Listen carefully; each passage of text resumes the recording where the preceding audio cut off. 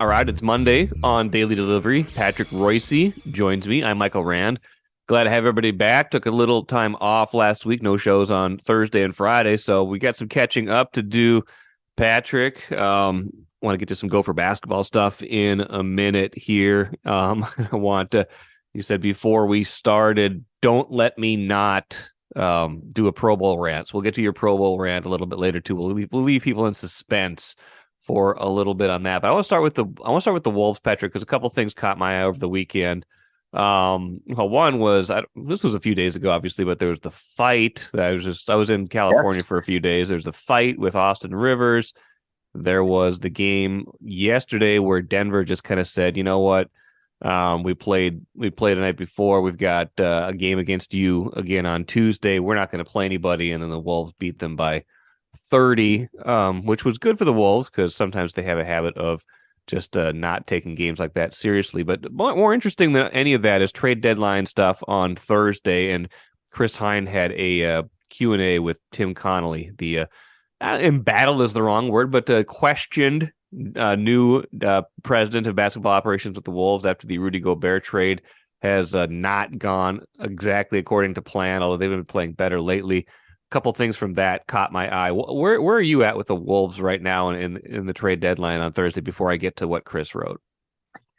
I don't expect them to move D'Angelo Russell, which is the one thing that they probably would do that of any significance, right? I would think so, yeah. Would be to trade him. I think they're just going to play it out. I don't think they're going to give him a new contract. I think they want to make the playoffs and want to try to even finish sixth, which I still don't think is going to happen. But uh, I don't see them doing much of anything unless they feel like they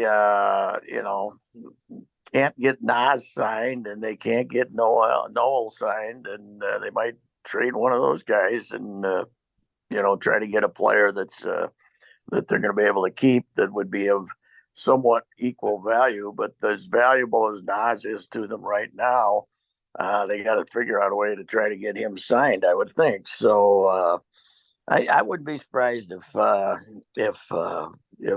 Noel might get traded if somebody wants him, because I don't think they can sign him, and they haven't really made that much use of him this year. I thought he'd play a lot bigger role than he has, but he really hasn't. And I see that he shoots the ball at a higher percentage than Edwards does as far as actually shooting it. He gets in there and guns it, Oh, but yes. something like that I can see them doing. I don't know. I mean, they made their big move and now they got to pay for it. But D'Angelo would be the big trade, and they're out of the Kyrie Irving sweepstakes. Yes. Somebody immediately was offering Nas and Nas and D'Angelo for Kyrie. Oh, yeah. That would have, he's going to Dallas, and poor Doncic trying to play with that idiot is going to be interesting. But yeah, I don't see him doing much of anything. I think they're pleasantly surprised by how many games they've won, considering how terrible it looked 6 weeks ago. So I don't see him doing anything. But who knows? We don't know this guy well enough yet Right. to know how aggressive he's going to be. Because let's face it, he came in and told us he didn't have to do anything major, and then he blew up the franchise. So Yes. I don't, he lies like all of them, and we'll find out. I guess I don't really have a real view on that. I got a question for you. Okay. Luca Garza, Yeah. 17 points in 5 minutes, and then he's not dressed last night. What was that about? I think he still on a two-way? Is that the deal with Luca? So he can only play a certain number of games this season if he's on a two-way contract, I think, or some sort of whatever contract he's on, I think Yeah. might be impacting how many games he can actually play. Oh, okay. I didn't. That's another stupid NBA rule that I didn't even Yes. know I existed. think I think that's what it is with him. I'm not So, 100% sure, but so he if was he's not in uniform, then it and then it doesn't count as one of those games. Then I suppose. Yeah, Okay. I think that's right. I think He wasn't on the roster last night right. He was not. lighting up the arena. I noticed that too. And I their thought that was yeah, stinkeroo game against Orlando. So right. I thought that was interesting. mm-hmm. Yeah, he's on a two-way with the Wolves this year, so I think they can play like 40 or 50. It's a certain number of days that he can be on the roster this Oh, year. all right. So Well, that's good. That's another dumb weird little NBA rule. NBA. Anyway, yeah, it's I don't know. They're in a lot better shape than I thought they'd be 6 weeks ago. I thought this was a disaster waiting to happen, and they've kind of they've been real competitive and got some great efforts from Naz Reid and guys like that. The other guy I like a lot when he gets to play is Tarian Prince, but he's hurt Yes. half the time too. So and McLaughlin showed up and played last Yes. night. He ended his retirement. That was good. So that was interesting, and they tried to make sure they got him some minutes too. I don't know. They have even without Cat, who's apparently never going to play again. Uh, they have some depth, so that's one of their assets. I think is that they do have some depth. They got some. I think I get to see a little more Mike Ryan than I would want to, or Matt The Matt Ryan, or Ryan, yeah. whatever the hell his name is. But that's they do have a little bit of depth, so that's come in handy. I don't know that it the NBA's proving again it's a fiasco. You know, yeah, Jokic. Yeah, okay, I'm going to go to the game. I want to see Jokic. Yeah, Right. okay. Well, he's in Denver. That's okay. Right. How did they get away with this? They How did sat they get four away they with this? sat four starters. Four Yes. starters. Yeah, Yeah. they just said we're going to, maybe they still like Connolly out there, so they just decided to handle the Wolves of victory. I mean, what's the how can the NBA let these teams get away with this? I don't get it. There's got to be some I remember when it first started, then they 6, 7. I mean, it all started with Popovich. That's got to Right. be 8, 10 years ago, right? And Yes. they were going to have a rule if you're going to do that, you had to do it for home games, and that never came to fruition. That I don't know. The NBA cares less about its fans than any of the leagues, and none of them care about you. Except maybe hockey, they do because they play everybody whenever Yes. they can. Nobody cares about baseball. Doesn't care about their fans, and the NBA sure as heck doesn't care about their fans, and the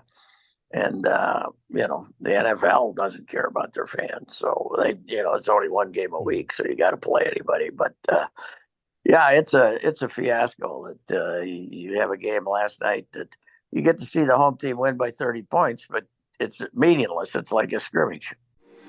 Take a playcation to Mystic Lake. With 24/7 gaming, the good times never have to end. And you can satisfy your cravings at our restaurants and bars. Or relax in one of our luxurious hotel rooms. Those that play together, stay together. And don't forget to join Club M so you can spark new memories and bask in the rewards along the way. Follow the lights to Mystic Lake, where every day is play day. Couple of things with that Q&A that I was going to circle back on. You mentioned a lot of these guys already, but Chris Hine did ask Connolly about D'Lo, Naz Reid, Noel. They're in contract years. Thought it was interesting in the beginning part of the answer. Connolly said, all those guys are very important. All those guys, we've had varying degrees of discussions about contract extensions. And then another question about D'Lo later on. He said, D'Lo's had a great year, a tremendous summer where he worked his tail off, and certainly there's plenty of scenarios where he's our point guard, not just now, but for the future as well. He definitely was praising D'Lo for his season and the work he put in. That did not seem to me like a guy who was ready to say this is my guy long term, though, for sure. Even if he said this is a possibility long term. Yeah, I heard him on with Barrero a week ago or so too, and he was saying he was trying to effusively praise D'Angelo, even though he drives his coach crazy, obviously. And, he has been better the last 6 weeks. I mean, he's Oh, really certainly. Yeah. got the ball well. He has been better the last 6 weeks. And one of the big reasons is he hasn't had the ball as much. Whenever he's trying to be a point guard, he's a detriment rather than an asset. But when he's when he's sharing the ball, he's sharing the ball handling duties to a higher degree. Then he'll then he makes more shots. He runs and gets open and does stuff. He's trying to have a good year because he's a free agent. That's Yeah. what Yeah. he's trying. He's obviously trying this year, which is an improvement because the first half of the year he didn't even look like, there was a lot of games, the first 30 games where he didn't even look like he was trying that much. Right. But he's been, if you could get this guy all the time, you'd Right. be happy. I don't like him as a point guard though. No. He doesn't make anybody else better. That's his problem. So No, he's just not very good defensively either. He's pretty no. He's a streaky offensive player who doesn't play a lot of defense. That's a tough long term sell. Yeah, it's who's the rumor that somebody might be interested? Who was that? Did somebody throw out the Clippers as a possibility? Okay. I don't know why that would be, but I don't know. But I can't see him trading him. I think they're just gonna. Now you've been telling me, the NBA rules better than I do. They really can't use the money they save by getting rid of him, right? They can't just to sign guys, can they? The expiring contract doesn't affect them, right? It's got to be the team that gets him or something. I don't know what. Well, basically, I have no idea what the hell the rules are. If it expires, then of course they get the money on the cap, but then you don't have the bird rights are the big deal in the NBA, right? Where you can basically, if it's your own player, you can go over the cap to re-sign them. And so if his contract expires, then all of a sudden you're losing essentially some of that. You're kind of losing some of that ability to go over the cap because you have to be going and filling that spot with someone who or you could just let it expire and then save the money. But you could also, if you let D'Lo's $30 million expire, but then you wanted to go sign someone else for $30 million, you couldn't just. It isn't just a 1-for-1 match because now you can't go sign somebody outside of your organization over your cap. You could trade for someone at the deadline. That would be okay. So it's very convoluted. It makes the NFL salary cap look like a piece of cake. Yes, and it's the other thing is, are they going to trade Cat this summer? That's the big thing. I think so. I think they are, and that was the other thing. He was, by the way, telling us what a warrior Cat is too. Oh my gosh! In the previous interview, and how they're building their future around Cat and Ant, and So, but it's words. It doesn't mean anything. So they don't. What they say and what they really feel are two different things. And yes, every sport, general managers, whatever you want to call them, they're all a bunch of liars, and that's just the way it is. And it's not new. It's been that way for 50 years. So anyway, I texted Chris Hine my great conspiracy theory about 3 weeks ago when all the Cat stuff seemed to be getting kicked up a little bit, and Cat was talking about being upset about the timeline being leaked and stuff. And I think I texted Chris that I don't think Cat's going to play the rest of the year, that they're going to trade him this summer, and that sometime in early March they're going to make up an injury rehab setback, and then he's not going to play this year. But this quote from Connolly was interesting too. Before we move on to something else, Chris asked him, "You're expecting Cat back at some point, so when you're making moves for now, that's at the forefront of your mind still, right?" And he said, "Yeah, Karl's going to be back when he's fully healthy, and we expect that to happen this year." Expect that to happen this year. And he said, "We don't have a time frame. We wouldn't put a time frame on it. It's a severe injury, and all we care about is his health and his long-term health. But I know it's his expectation, and we share it, that we're going to see him back out there." So, I mean, this went from something where it certainly wasn't going to be season ending at the very beginning, even if it was a calf strain, even if it was severe calf strain. everyone was thinking post All-Star break. There's not much season left now. What are there, like 20, Well, 24 games left at this point? yeah, I don't know, the All-Star 26? game is really late in the NBA these Yes. days because they pushed the Super Bowl back so far, and they don't Yes. want to have it the same weekend. So, yeah, I don't know. Who knows? What's amazing? What's that? He's not missed in the locker room at all. I don't think. No. I don't think anybody misses him. As not as a personality, that's for sure. They No. don't seem to. They just his teammates would just as soon have Nas out there. I get the impression. So Yeah, anyway, I haven't. He's a great talent. He's a great offensive player. I have not missed his 1-on-4 attempts to stop a 10-2 run. It just seems like he gets in these modes where he thinks he can kind of take on the world, and it only makes things worse. I think momentum sometimes is hard to break when he's on the court. Bad momentum is hard to break when he's on the court. He's a front runner a bit, I guess I would say, in that regard. I've heard people mention the Knicks as a possibility. I would, you know, he played all the time for Tibbs, but I don't Yes. think it was rosy there. And of course, I don't know if Tibbs is going to survive because the Knicks lose too many close games. But I mean, he is over 500 this year, but I don't see that happening. I don't know where he'll end up, but I know one place he won't end up, Miami. So yes, with Butler, but yes, that is for sure. I'd like to see them move him even more than move D'Angelo. I'd like to see them move him. He drives me nuts. So anyway, and with his contract, he can't be traded until the summer. But that's a summer question anyway. That's an interesting one. I mean, it's just for a team that's been right around 500 for the whole year, they've had a lot of little intrigues all year as they tend to do. To me, the storyline with that team, though, this year is the fandom and the way people have been showing up. It's been pretty amazing to me because it was so disappointing early. And to see this level of enthusiasm inside the arena is pretty amazing to me after all these horrible years and stretches and controversies and and the chaos, and then the biggest trade in franchise history, even bigger than the Garnett trade, and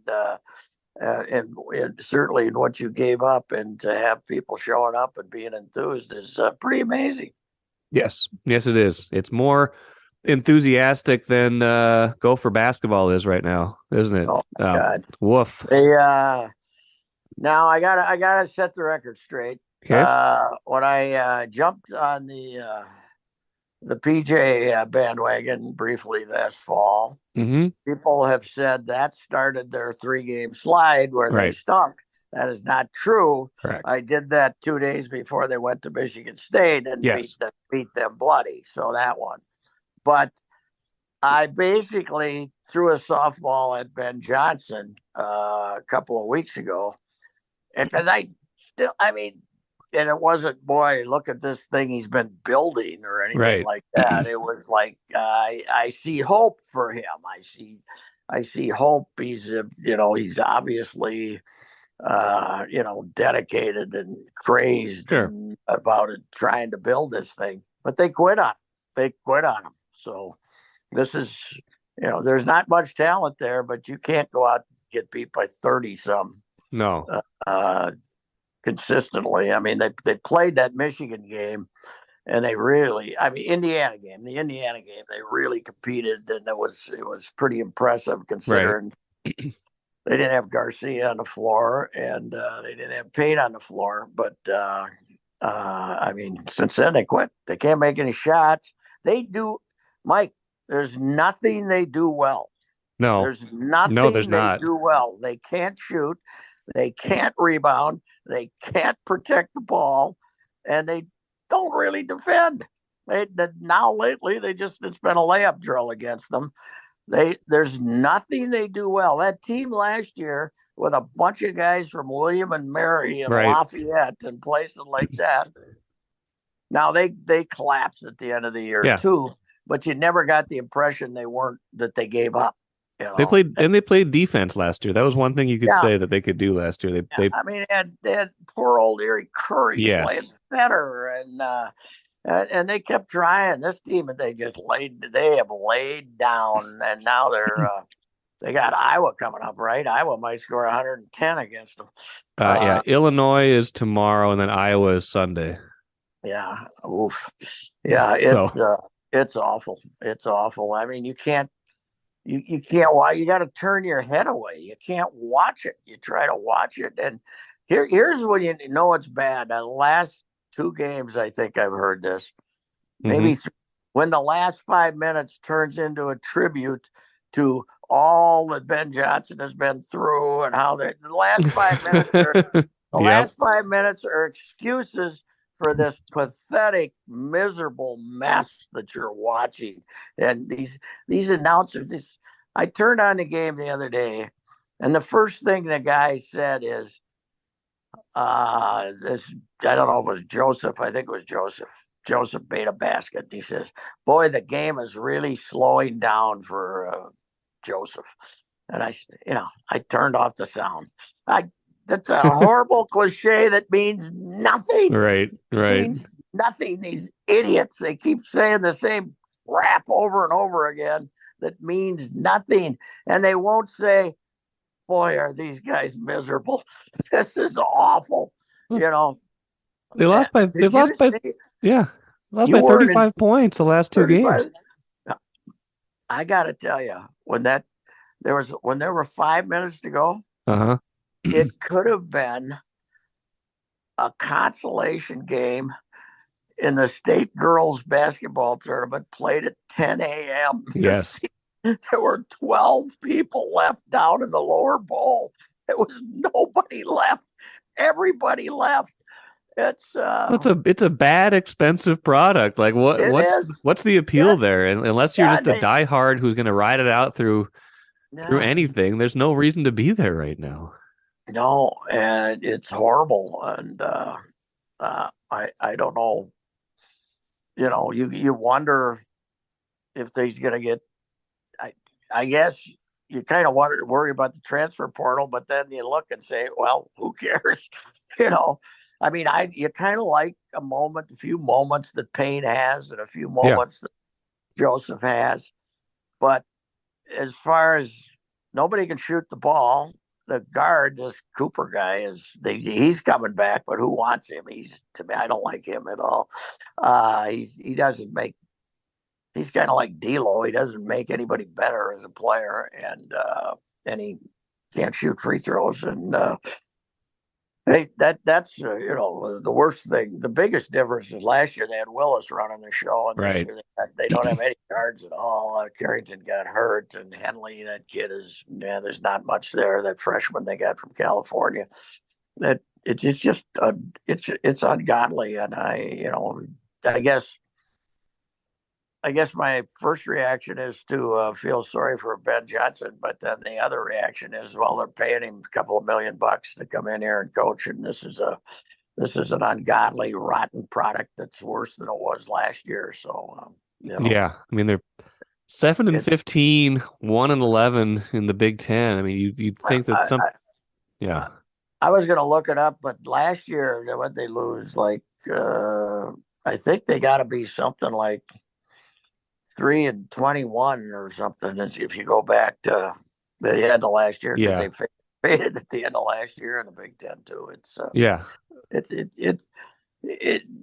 It's a bad place to go watch basketball when nobody else is there, and it's terrible to try to get there on a cold night. Even though nobody's there, you still got to park 4 blocks away, right? It's awful, and you might fall on your head and walking across the ice, and then you get in there and you see that, and it's 32-11. Right. It's 32-11.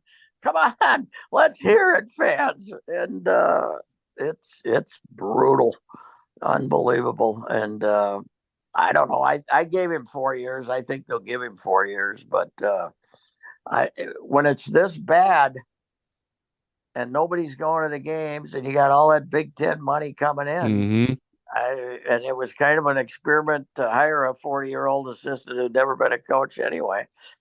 Might they pull the plug right away? I don't think they will because Yeah.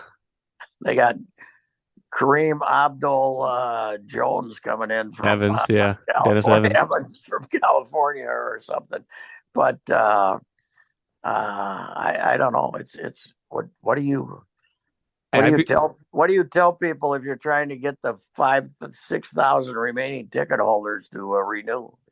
Yeah, there's not much hope right now. I mean, yeah, you got some people coming in, and the recruiting class is supposed to be better, and some of these guys will get better. I don't think they're going to pull the plug on Ben Johnson. I think they still like what he's doing, but yeah, I mean, I don't think they probably would have expected this year to be this bad. Okay. That's the thing. Like when you can rebuilding means different things to different people, and I think people might have expected this Gophers team to win, 5, 6, 7 Big Ten games, not one so far. And there's still part of the season left. We'll see if they get any better. But yeah, when you start to lose by 35, when you maybe start to lose some of that care factor, whether it's care or talent, who knows exactly? It's probably a combination of both. But like that was the I always go back. That was the Les Steckel year. They started out. Yeah. They started out like 2-2, something like that, and it was okay. And then the losses were close. Even when they were like 3-7, the losses were still pretty close. And those last 6, Patrick, man, they got blown out by I think like 24 points in every game, at least 24 points in every game. And it was like you can tell when a team quits. We'll know a lot. We'll know a lot by the second half of this Big Ten season. The thing about the Les team, to go back there, is if anybody had a hangnail, they stopped playing too. I mean, nobody played. But that isn't the case here. But and it's not like you go out and you're not trying, but it's like, you become depressed. You're playing out there and you're behind by 25. Right. It's not. When I say quit, it's not. Boy, we don't give a damn. It's like we're just. Like we know we can't win this game. We know we can't win this game. Yeah. Yeah, we know we stink, and we look at it and we're embarrassed to be out there. It's it's 32-11. You're embarrassed. I mean, Jamison Battle, he's terrible in that game, and he's embarrassed. He was last year. He was here. He came back. He came back to Yahoo, and things were. He was making shots and things were going good, and he was getting the ball in good places. Now they guard him and closely, and he can't do anything about it. And they're all depressed, I would think, and they should be because they stink. So yeah, they can't. As I said, what they do well. I don't even know how they run up the steps before the game, if they do that well or not. But it is pathetic. The only thing I like about them is they got rid of the white floor. Yes. That was a year ago, too. So, anyway. These things can turn around. These things are all cyclical. They are. I mean, go for hockey. We were probably having this conversation 4 or 5 years ago. Now Motzko's got those guys going, and the place is getting full again. So. Yeah. Well, this place will never see it full again, but just as who wants to go through it to go in that dump. But and then Whalen lost again. She's got one more. They're going to give her one more year, I would guess. But just because she's Lindsay Whalen, I mean, I love her. But if it was anybody else, she'd be done at the end of this year. And they're probably going to give her one. Did they give her a 1-year addition? Yeah, I think so. I mean, that was just the perfunctory thing. But I don't know if they pull a plug on her. I think she might pull a plug on herself before that. And I don't know. So yeah, that's not. We're celebrating the fact they didn't get blown out in the game. So yes, what are they between the two of them? They've won 3 games, right? Big Ten games. Yeah, I think that's right. That's not great. No, not great. Hey, I want to get to your before we go. I might have time for a Twins thing at the end, but I want to make sure we get to your Pro Bowl rant. You're very upset about something. Well, I wasn't until I looked at the paper this morning. I mean, they played a Pro Bowl, right? They played a flag football game. I didn't watch it. It was flag football. Correct. I didn't watch a minute of it. Flag football. Yes. Back page of the Star Tribune. Big AP story. Kirk Cousins stars an all-star game. And they're saying they ended a 5-game losing streak for the National Conference. What the hell are we talking about? It's flag football. It's not a game. Don't. What are we doing? Why are we wasting 20 paragraphs on this nonsense? It should be in the scene, one graph.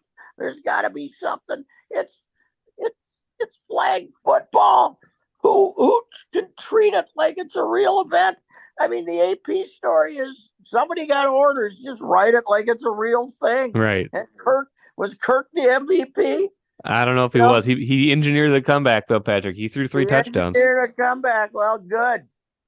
When they're not playing defense, he's great. But if it's fourth down and the season's on the line, he's going to throw the ball 7 yards behind the line of scrimmage.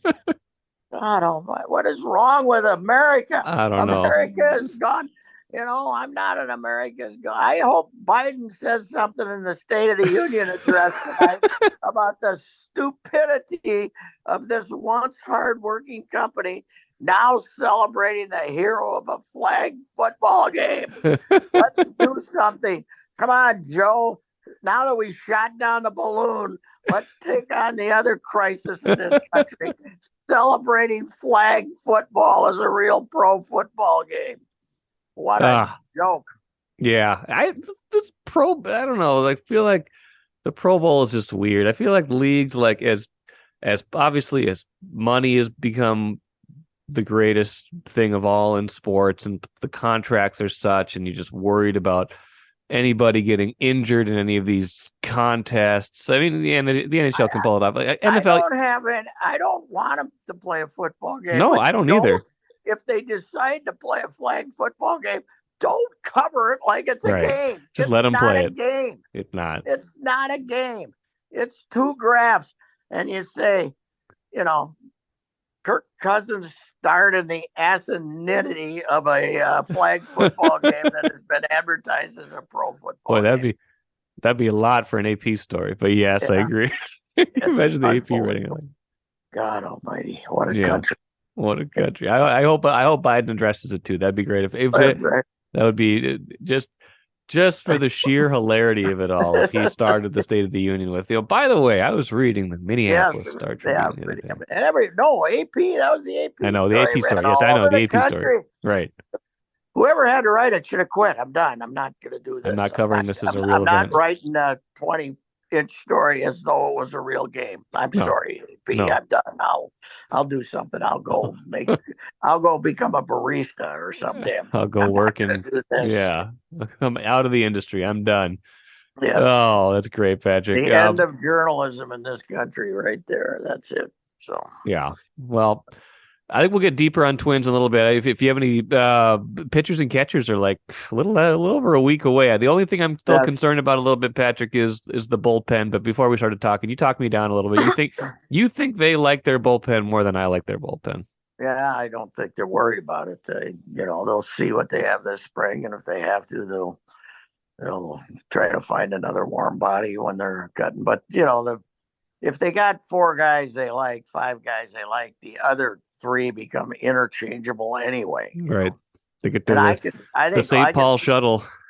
I can see Ober being in the pen too if he's not one of the 5 starters. I think he'd be a really good reliever, but I kind of like him as a starter too. But big righty come in, the writer throwing from down here, the right-handers would not like facing him for 2 innings because he could throw bullets for 2 innings. So then he's got a nice little breaking ball. He could be a really good reliever, I think. Okay, that's something I hadn't thought about. Okay, I'm buying that. We'll get there eventually. Well, Patrick, good stuff as always. Enjoy the rest of the week. We'll get you in a week. Okay. All righty.